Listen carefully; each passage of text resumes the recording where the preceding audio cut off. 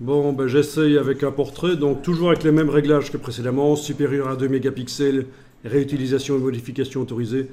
Je tape portrait et je vais essayer avec un portrait. Choisissez le portrait que vous voulez. Moi, je vais prendre celui-là.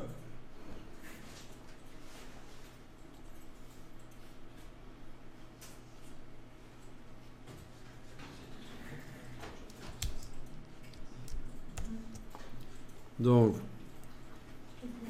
je vais ouvrir dans Photoshop.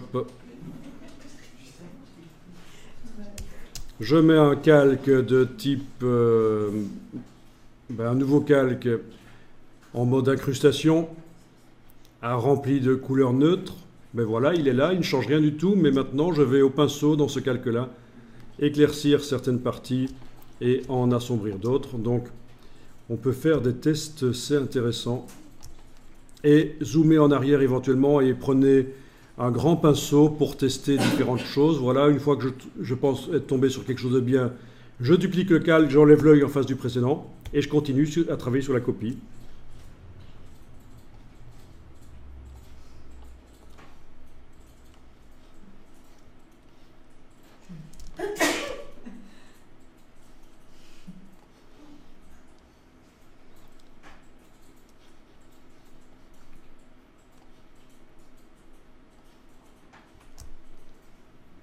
Alors le zoom arrière, c'est extraordinaire ce que ça apporte. Dans tous les logiciels Adobe, c'est une erreur de débutant de ne pas zoomer en arrière parce qu'en fait on peut faire beaucoup de choses quand on zoome en arrière. Des choses qui ne sont pas possibles autrement. Alors voilà, j'ai fait 3 versions rapidement et je vais maintenant les comparer. Donc juste précédemment, je vous ai montré comment comparer en désactivant les yeux en face des calques.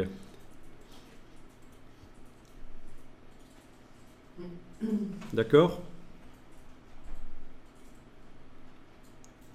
Mais vous savez qu'il y a aussi la palette composition de calque, alors je vous montre rapidement comment ça fonctionne. On avait déjà vu ça, mais c'est l'occasion de revoir. Menu fenêtre, composition de calque. Voilà la palette composition de calque et je vais enregistrer mes configurations. Par exemple ici, aucun calque activé, aucun calque de modification de l'intensité activé. Je clique sur le petit bloc de feuille OK. Ensuite, j'active le premier, je clique sur le petit bloc de feuille OK.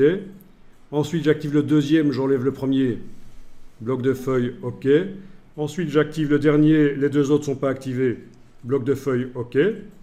Et bien voilà, maintenant il suffit que je clique sur le nom, ici sur la petite case en face du nom, et je passe rapidement de l'un à l'autre pour comparer.